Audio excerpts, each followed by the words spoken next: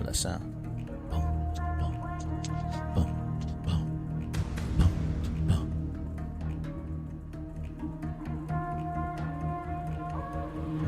Beat drop. Let's go. Yeah. Space City X-Files back again. Oh, what the fuck was that? Oh, that was my... I've been creating some sounds, and I guess they kind of bled together. This is another one I was working on. This is my monk. Just be chilling out, making shows and stuff. I don't know how that happened. Pretty cool, huh? I've been playing around with some stuff, trying to get some new material for you guys. I really like this one right here. This one's cool. Yeah. Let's go. Yeah. Alright. Anyways, on to the real show of playing around. You guys are here for some stories and conspiracies, right? Alright, kids, let's go. Let's get started. Greetings, everyone. Welcome back to Space City X-Files, where we explore the mysteries of our world and the enigmatic locations that lie within them. Today, we dive deep into the icy continent of Antarctica, known for its vast and desolate landscapes. But what if we told you beneath the frozen tundra lies a network of crystal cities, shrouded in secrecy and mystery? According to the controversial account of explorer Richard Byrd, these crystal cities exist, and he claimed to even have flown into them during his military expedition in 1947. Join us as we explore Byrd's account and delve into the theories behind the existence of these cities. From ancient civilizations to extraterrestrial life, get ready to discover the secrets of one of the world's most intriguing locations. This is episode 18, The Crystal Cities of Antarctica. Thank you again for joining us. I hope you're as excited as I am about this topic. However, really quick before we start, allow me a few minutes for some announcements. Space City X-Files appreciates all the support you give each week. What we've been able to accomplish so far would not be possible without you. If you would like to know how you can support the show, there are three main ways to do that, and I'll give you the details now. First, if you would like to support by becoming a member, you can go to our website and click on the Patreon tab. Once there, it gives you the option to sign up for a $5 or $10 a month membership, and that's going to get you unreleased full episodes, access to our private Discord group, and free merchandise that will drop on you randomly. Secondly, if you're not ready for a monthly subscription but would like to make a one-time donation on our website, there's a tab that says Support Us. And there you can type in whatever amount you want. 50 cents, $1, $5, no dollars, whatever. It's all appreciated the same. And just to let you know, we are dedicated to elevating the quality of our program, and all of our proceeds are always going to go back to benefit the final product because of that reason. The last and most effective way to support the show, and it's free, just leave us a review after you listen, wherever you listen. I can't say how important this is because with your feedback we can improve our show and bring in new listeners, which is priceless. One last plug, our show store is also available on the website, and it's stocked with hoodies, tees, and stickers, which helps support also. That's going to conclude the announcements. So, to give you a brief overview of today's show, we'll look first at the mysterious Antarctica itself. Then we're going to look at the accounts of Richard Byrd and others associated with the mysterious cities in question. Afterwards, we can move on to theories and other strangeness, finally wrapping it up with our own interpretation and opinion on the matter. So let's get started. Now, as we stated earlier in the introduction, we'll be talking about today the claims of an underground civilization in Antarctica that contained an alien race, allegedly. These claims were made by an American naval officer named Richard E. Byrd while he was participating in a military assignment known as Operation Highjump. And more on that soon. Now, Richard was the first explorer known to make such claims of alien civilizations and artifacts publicly. But he was not the first to take interest in the mysterious land. So before we get into his experience, let's brush up a little bit on Antarctica's history. Now here's something that's really interesting about Antarctica to me. Up until 1820, no one had ever stepped foot on the land, according to documentation at least. Now, how many places in the world can you say that about in the known world? All that time, just being unbothered, peaceful, sounds good to me. And it's not like the place is overpopulated or anything now, but there are some people there. It's home to approximately 2,000 to 5,000 people seasonally. Well, we're now in 2023, 200 years after the first visit, so that's pretty good. I mean, I don't see any vacation resorts popping up anytime soon or anything like that, so it seems like they're doing a pretty good job protecting the area. Now, Antarctica, with the location positioned over the South Pole, is the 5th largest continent in the world, with it being just a bit smaller than the United States. It's considered a polar desert, which means it rains very little, just about 6 inches a year towards the outer coastlines, and considerably less in the interior, producing just about 2 inches a year. That's a dry bitch. One thing the first visitors probably noticed about Antarctica, besides it being covered completely in ice and snow, is that it's freezing balls there all the time. The lowest temperature ever recorded has been negative 120 degrees Fahrenheit during the winter month. The summer month clocks in at about 50 degrees Fahrenheit, and you may be thinking, well, that's not that bad. Only you'd be wrong, because the wind chill just kicks your ass there, so I read. Now, since the discovery of Antarctica, many of the world's countries has shown interest in it. And during the World War, the appreciation for its position grew even more, many thinking it could possibly be used as a strategical base. The Nazi regime, at one point in the 30s, started an expedition there, claiming it was just looking around for minerals that could possibly be useful. However, other theories about the visit suggest that they were looking for an alien civilization, in hopes that they can gain some technology that could in turn help them win the war. Of course, these are just theories. During World War II, there were many reports of aerial phenomenons, one being coined that might sound familiar: Foo Fighters. I don't know exactly how the Nazis made the connection between Antarctica and thinking they can find aliens there, but somehow they did. And shortly after World War II ended, no special weapons or technology was ever found, so we're told. Oddly though, shortly after the world ended, Operation Paperclip begun. And that was initiated by the United States, and they recruited most of the smartest German scientists and engineers to start working for us. After that point, our own advancement would improve in bounds, with our space program going to the moon for the first time. And not too long after, many of the countries would soon come together after the war, and they would sign a treaty. And this treaty was stating that Antarctica needed to stay undisturbed and free from any military bases or activity, oddly. Now, the treaty that everyone accepted said that the continent was only to be used for peaceful scientific purposes. And so it has been up until now, with the treaty set to be reassessed in 2048. So, I think that'll do for a quick brush up on the history of Antarctica, at least in relation to this case, and that we got enough information there. And if you love Antarctica so much, then why don't you go marry it? No, I'm just kidding. No, if you love Antarctica, go do some more research. You know, it won't be a waste of time. And so even after the facts are presented in this episode, if you feel it's too much of a stretch to believe, Antarctica has enough of its own natural wonder.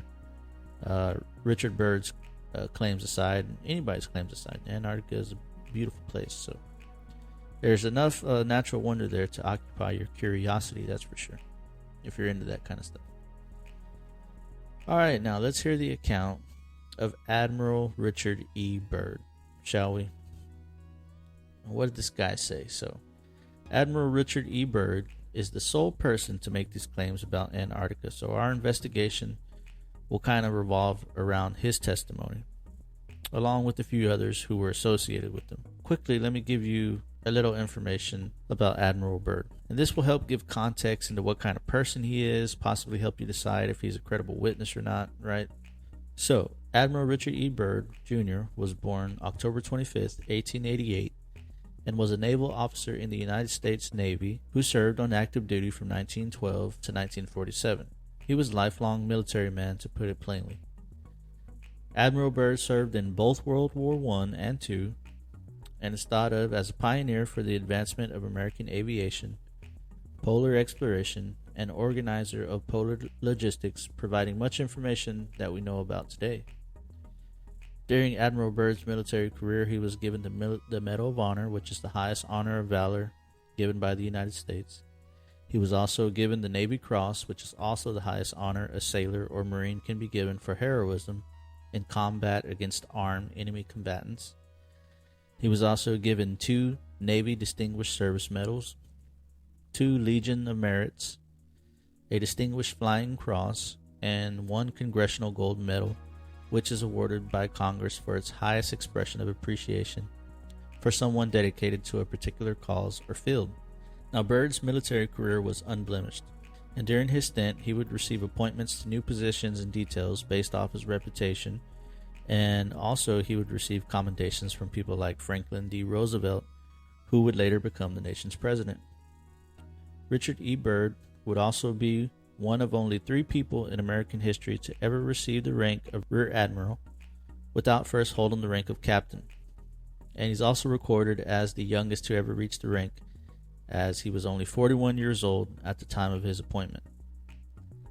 So, long story short, the man was a national hero, and he made friends with the right people, of course, Henry Ford being one of them, who was a main supporter of his explorations to the Arctic and other areas.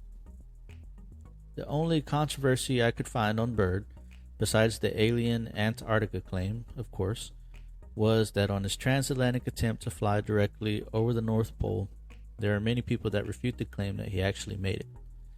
So apparently he had someone who was keeping record of the journey, and they quit mid-mission, and so he took over the role of logging the event.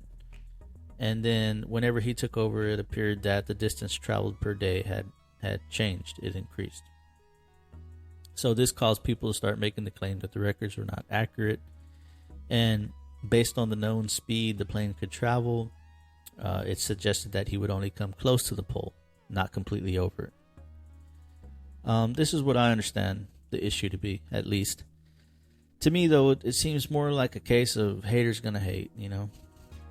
And lastly, one final thing that may be of importance about Admiral Byrd was that he did reach the rank of Master Mason by 1927, which from what I understand is the highest degree possible. Just a little tidbit of information you may want to know about. Alright, now, on to the account of his story. Now, at the time Byrd's claim was made, he was on a mission for the United States, and we talked about this. It was called Operation Highjump, which was in turn officially titled the United States Navy Antarctic Developments Program. The files have since been declassified, and we'll leave a link in the show notes so you can check them out for yourself. Now, the main reason for the mission was claimed to be created so they can explore the conditions of the area and to eventually set up a base called Little America 4. However, if you have zero comprehension on this area, this initial mission was to explore, of course. Then one could come to the conclusion that you probably wouldn't be able to start building anything until you knew what you were building on, right? You would need to see the area first. Well, that didn't stop them for sending a task force on this mission that included 4,700 men, 13 naval ships that consisted of aircraft carriers, destroyers, and support vessels, along with multiple different types of aircrafts. So they were definitely not taking a light approach to this. And this here sparked many a theory too on the reason why they were there in the first place. It's almost like they expected to find someone or something there that could pose a threat. Now, it's important to mention that Byrd advocated many times for the occupying of Antarctica by U.S. forces because he saw a risk of other enemy forces using the area as a possible entrance point of attack on American soil. So this was kind of a weak point for us, according to Byrd. And keep in mind too, what we talked about earlier, the war had just ended and the Americans knew that the Nazi regime had just finished their own trip to Antarctica not too long ago. And it was also known that they were doing some research and they did have a little small base there called New Schwabenland. Though what they did there, it's not 100% clear. This caused many to speculate that the trip was actually an attempt for the U.S. forces to discover and take over the remaining hidden bases the Nazis had on the continent, where it's reported they were possibly working on weapons of secret technology. It's even further speculated that the Americans came to this knowledge after they recruited many of the Nazi scientists and engineers. So it's like they told them their secrets in order to gain amnesty. So now they all arrive in Antarctica and the first rounds of flyovers begin, where they're mapping the continent and looking for any signs of anything out of the ordinary. And it's on one of these reconnaissance flights that Richard, while leading his squadron, notices an opening in the side of a mountain area that contained green vegetation, which should not be possible since they're on a continent that's covered with a thick ice sheet. And so, according to Richard's own personal diary, which was later submitted by his own son after his passing, he states that he flies into the mouth of the opening and is in shock when he sees ahead of him a shimmering city, later made known to him as Agartha. And also the name is mentioned as Ariani. So there's two different names there. Anyways, down in this city, there are green valleys and flowing brooks of clear water, and he's surprised again when he sees an actual mammoth that's supposed to be extinct at the time. So he circles around this area, which now he's inside of the mountain now, but the area is large enough at least for him to turn around. So he does that, and then he descends to what is about 1,000 feet in the air to get another look at this miracle that he's seeing. And then that's when he feels the plane start to shudder. And in an instant, the motor turns off altogether, but he doesn't fall. Neither of them do. He says that something took control of the plane and the other planes and left the controllers useless. Now, shortly after this happened, a radio transmission comes in, and the voice on the other side is spoken in English, but it has a Nordic or German sounding accent. Now, the voice on the other end of the transmission tells him not to worry, that they know that he's there, and they will land him safely in about 7 minutes. They assure him again not to worry, they will control the plane safely. Now, as the person on the transmission states, the plane does land safely, and Admiral Byrd then sees what appears to be 3 men approaching him on foot, with the city of crystal pulsating behind them like a rainbowish color. And so he states that he's afraid. All right, he's terrified, but he hears a voice inside of his head calling him by his name, ordering him to open the cargo door, and he does. Now, before he does this, he writes down in his diary that this is likely his last admission in his flight log, and if anything else comes after, it would be from his memory. He must have survived the ordeal, because later he picks back up with his account, and he's stating that after he and his radio man were taken from the plane, they were escorted to this large platform that acted as a conveyor, sending them in the direction of the city. As they came into the city, they arrived at this building, one that he cannot describe in any other way than relating it to a Buck Rogers scene. So if you don't know what Buck Rogers is, basically it's a space age building. Now, once inside, they give him and his colleague a warm drink to which he cannot explain the flavor, only describes it as delicious. Now, right here, you have to just pray that these beings aren't the pranking type with a dark sense of humor.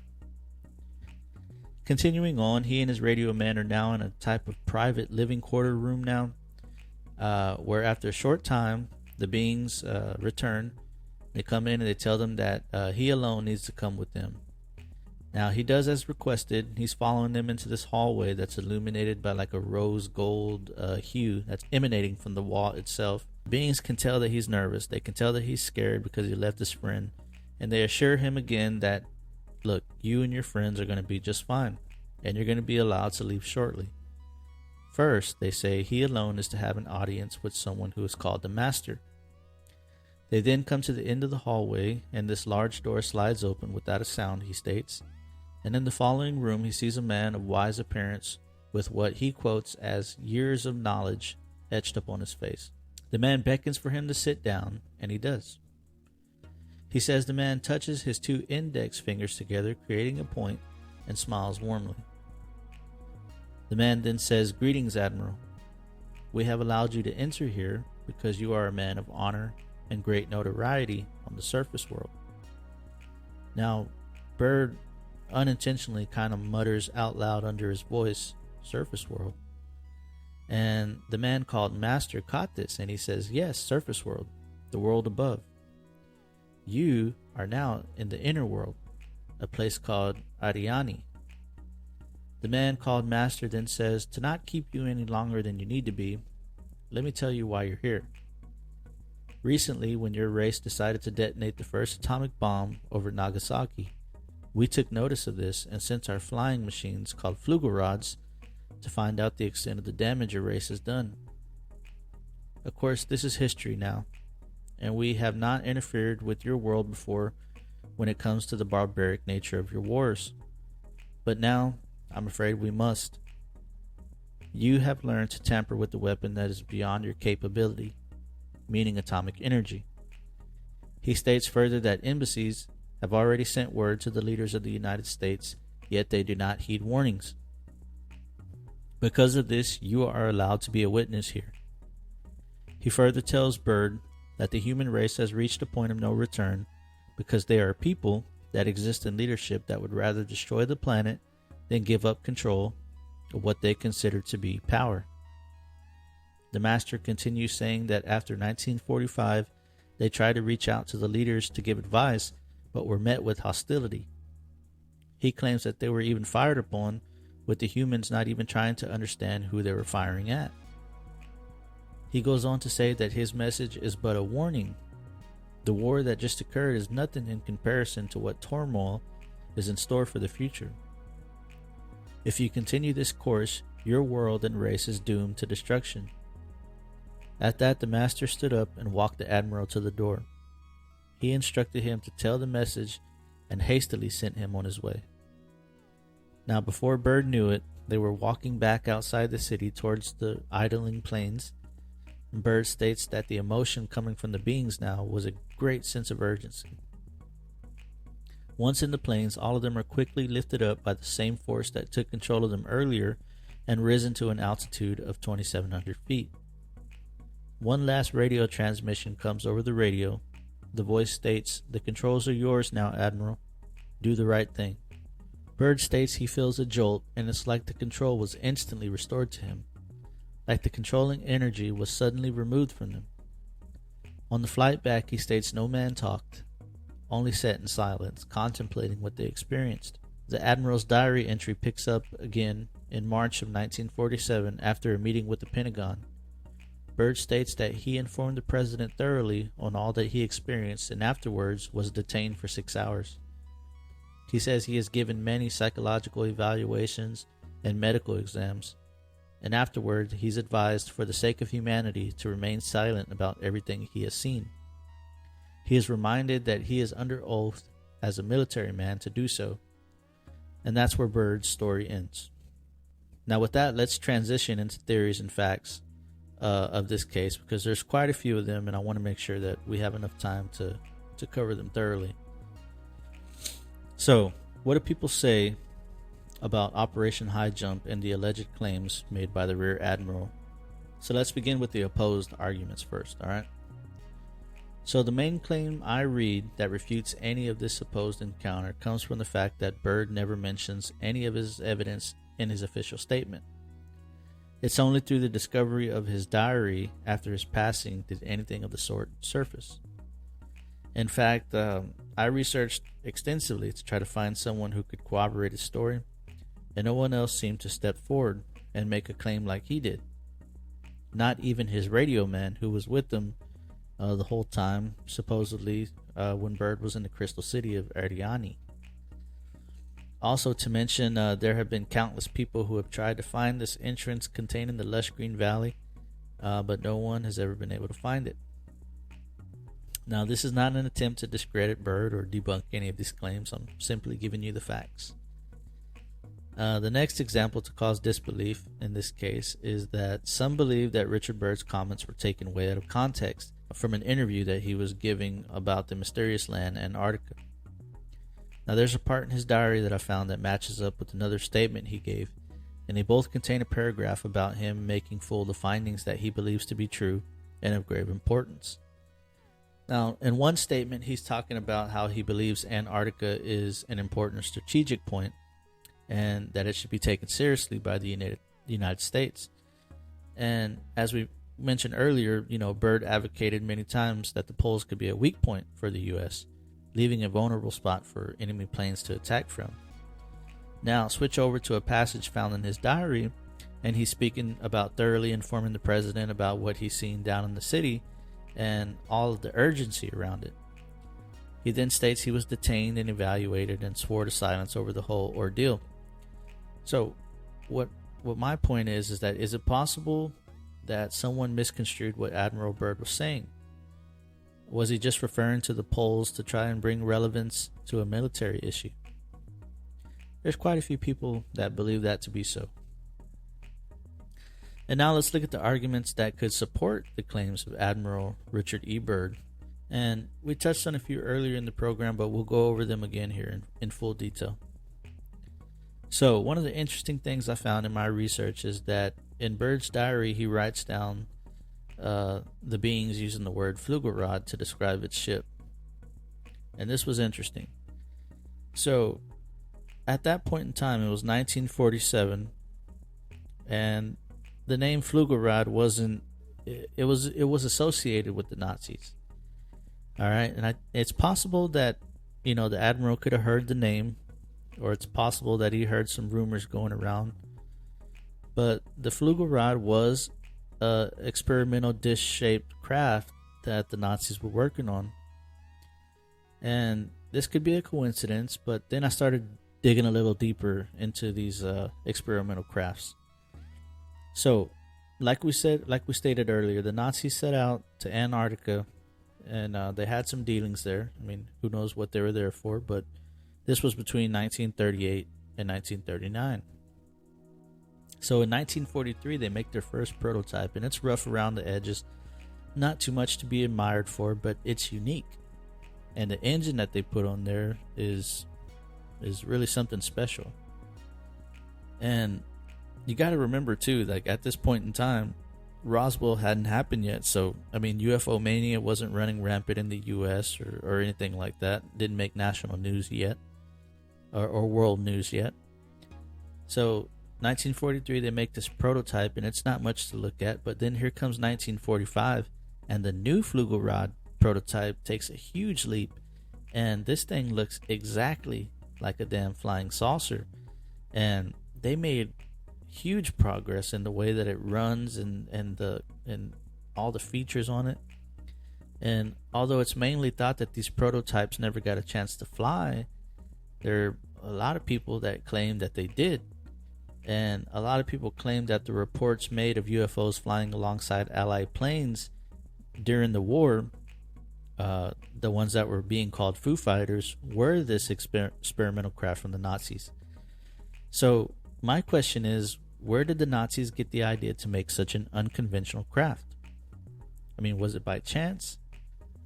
I mean, some would say it's a possibility that they did find what they were looking for when they went to Antarctica in 1939 and 38. One of the interesting things about this theory is that the researchers and engineers of the Flugelrad were thought to have cut deals, some going to the U.S., the more prominent ones who worked on the experimental craft, and the others who also known about the mechanics of it going to the Soviets. And here's the thing that kind of stands out, and it's kind of hard to believe that it's a coincidence. Shortly after the war, I'm talking about just a few years later, three or 4 years at the most, both countries would soon start to introduce experimental crafts that could exceed Mach speeds. So, is it all a coincidence? I don't know. That's for you to decide. I'm just giving you the facts. Here's one more. This one here is more of an odd fact that I found while researching. As it turns out, Admiral Byrd's son was also a military man and was with him when he went on his mission for Operation Highjump. Now, it's said that his son was the one who found this secret diary also that contained this wild story that everyone's talking about today with controversy.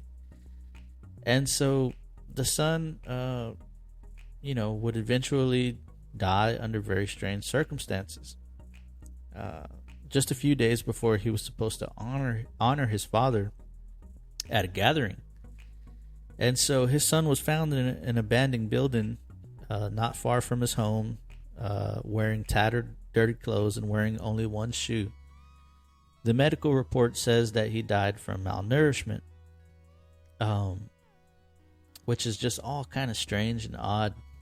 And I guess you can say it's coincidental, but a statement from the family would reveal that, he was in the early stages of Alzheimer's, but that he wasn't showing any signs of episodes or anything in the days leading up to his death, In the end, his official cause of death was ruled accidental. But this left people with the thought that, was he possibly going to reveal something at his father's memorial? Possibly something that was supposed to be kept secret. I don't know. These are just a few of the more prominent theories and explanation, guys, and for time purposes, we can only do so much. But if you find this topic interesting, as always, we encourage you to check it out for yourselves. It's never a waste of time to do something you're interested in. And now we arrived at the final portion of the show, which is our take on the case of the crystal cities of Antarctica. And well, for one, I'll say this is probably the most interesting case I've studied in a while. So many twists and turns and possibilities of what can be involved. One can easily spiral on many different rabbit holes checking out this mystery. But I have to say that I think it's just a really interesting story. I mean, I would hope that it's real. I think if there's a place other beings could be living besides space or interdimensional realms, the ocean is definitely in the running. In Byrd's claims, though, I just couldn't find any concrete evidence that he even said or wrote the diary. I thought I may have at one point while I was reading the unclassified reports of the mission on the ship's logs of February 14th. They do talk about a pilot seeing something down below that was out of place, and the pilot actually went down there and landed to check it out. They didn't say exactly what it was, but they used the word oasis. The report added that because the pilot decided to land, that they knew that was going to give people's imagination the fuel it needed to run wild with things. Another thing I found that could suggest something was actually seen was that the ship's log does have Byrd and another plane going out on the 10th of February. I'm sorry, on the 19th of February. Which matches the date in his diary. So they go out and they explore an area of the continent that was labeled as unknown, and they do experience a long period of radio silence at one point that eventually corrects, and then they come back without further incident. Okay, so after a few days go by, the planes go out again. This time they split up. One plane goes one way to take some readings with the tool that measures wind or magnetic fields or something. And then it describes Byrd's plane as returning to where he was the previous day for more recon. And so that day finishes without incidents. But a few days later, after a morning meeting, Byrd cancels any further flight plans and immediately gives the order that it's time for them to move on. It's kind of strange here that the document says that all the classified communication equipment was removed and destroyed.